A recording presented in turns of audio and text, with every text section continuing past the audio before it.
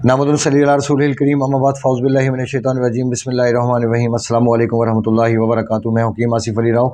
आज का जो मुझे तरतीब दे रहे हैं वो लिवर के ऊपर ट्यूमर क्यों बनता है, जिगर का आखिर क्या ऐसा फंक्शन डिस्टर्ब होता है कि एक ऐसी चीज़ की जो कैंसर में दाखिल होती है, शामिल होती है, वो इंसान के जिगर के ऊपर बाज़ औक़ात जिगर के ऊपर थैली बन जाती है, बाज़ औक़ात जिगर के ऊपर ट्यूमर बन जाता है, बाज़ औक़ात जिगर की पोर्टल वेन के ऊपर ट्यूमर बन जाता है, बाज़ औक़ात पित्ते के ऊपर ट्यूमर बन जाता है।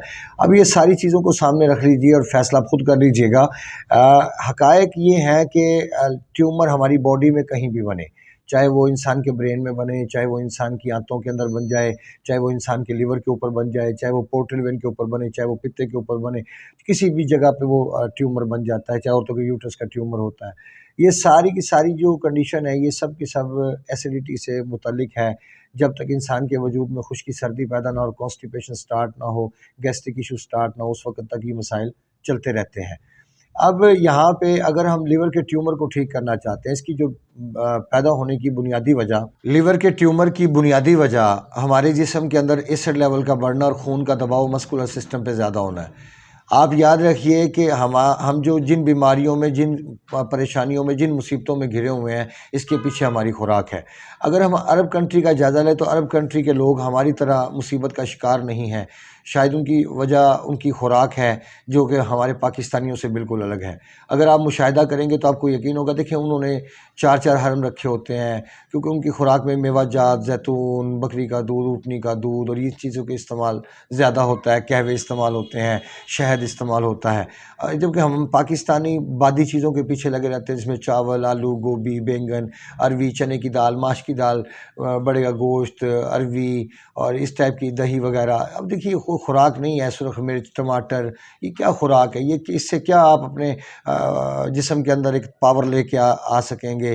क्योंकि ये तो सब्ज़ियाँ, और वो भी फासदुल कैमूस, और फासदुल कैमूस का मतलब है खून को गंदा करने वाली चीज़ें। कार्बन बढ़ जाता है इंसान की बॉडी में।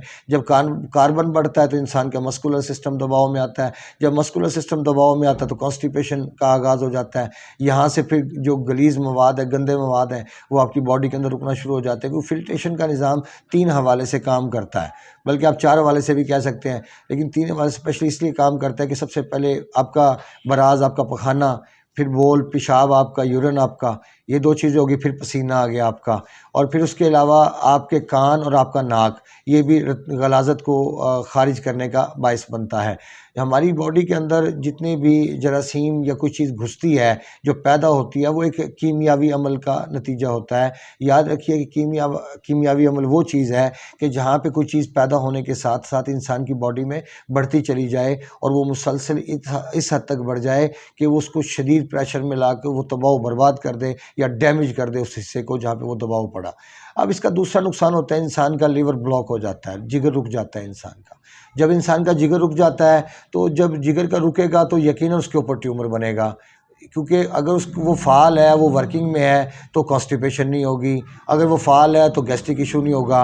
अगर फ़ाल है तो वो दबाव दिल के ऊपर नहीं बढ़ेगा, जिसमें खुश्की का लेवल नहीं बढ़ेगा। अगर खुश्की का लेवल नहीं बढ़ेगा तो मस्कुलर सिस्टम का दबाव नहीं बढ़ेगा। जब दबाव नहीं बढ़ेगा तो आपकी बॉडी में ट्यूमर कैसे पैदा हो सकता है? अब आप अगर जायज़ा लें पूरे पाकिस्तान के अंदर, कोई भी भाई जायज़ा लेना चाहता है वो ले सकता है, हमारी तरफ से खुला मैदान है, हाजिर हम। आप किसी भी लीवर के पेशेंट को देख लें जिसके ऊपर ट्यूमर बना है, उसमें कॉन्स्टिपेशन मौजूद होगी, उसमें गैस्ट्रिक इशू मौजूद होगा, उसके जिस्म में घबराहट, बेचैनी, जिस्म में थकन ज़रूर मौजूद होगी। अब ये सारी बातें इस बात पर दलालत करती हैं कि मस्कुलर सिस्टम का दबाव ही असल बुनियादी वजह बनता है इस पूरे निज़ाम की ख़राबी की। दूसरी सूरत में जब जिगर तस्कीन की हालत में चला जाता है, क्योंकि देखिए, अगर जिगर अपने सही दबाव में काम कर रहा है, मिसाल के तौर पे उसको 35% हीट चाहिए या 40% हीट चाहिए, और वो उसको मिल रही है, तो यकीनन जिस्म में कोई दायमी कब्ज़ का नामो निशान नहीं होगा, गैस का नामो निशान नहीं होगा, कब्ज़ का नामो निशान नहीं होगा। लेकिन जब लिवर आपका रुक गया, अब देखिए, यहाँ से बाज़ दोस्त कहते हैं हमने रिपोर्ट्स करवाई, हमारा जिगर ठीक था। भाई, जिगर ठीक है तो फिर आप लोग क्यों नहीं ठीक हैं? बात तो ये है कि लिवर इसके टेस्ट रिपोर्ट एक हद तक आपको आगाह कर सकती है। जैसे मैं अक्सर इस बात की निशानदेही करता हूँ कि जैसे आपको फैटी लिवर है मिसाल के तौर पे, अब फैटी लिवर रिपोर्ट ने बता दिया फैटी लिवर है, क्या रिपोर्ट ये बता सकती है कि फैटी लिवर क्यों पैदा हुआ? کیا رپورٹ یہ بتا سکتی ہے کہ فیٹی لیور کیسے ختم ہوگا؟ جب سوال تو آپ کا وہیں کا وہیں کھڑا ہوا ہے تو پھر ایک علم حاصل کر لیا آپ، ایک نالج آپ کی سمجھ میں ایک بات آ گئی جی مجھے فیٹی لیور ہو گیا۔ اب فیٹی لیور کیوں ہوا، یہ کیسے ٹھیک ہوگا، اس کا جواب تو ابھی بھی آپ کے پاس نہیں ہے، تو پھر رپورٹس کروانے سے ہمیں کیا ہیلپ ملی؟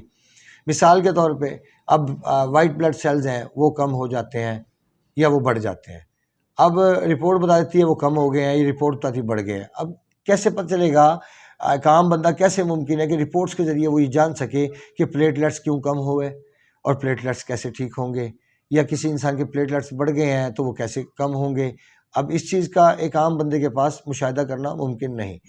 پچھلے دنوں بھی ایک کیس اسٹینڈ کرنے کا موقع ملا، اس کے پلیٹلیٹس کی جو کاؤنٹ تھے وہ تقریباً یوں سمجھ لیں کہ 70,000 77,000 کے قریب تھے۔ 2 ہفتے کی دوا کے بعد جب ہم نے ٹیسٹ رپورٹ کروائی تو وہ تقریباً 130 پہ پہنچ چکے تھے، 1,30,000 پہ۔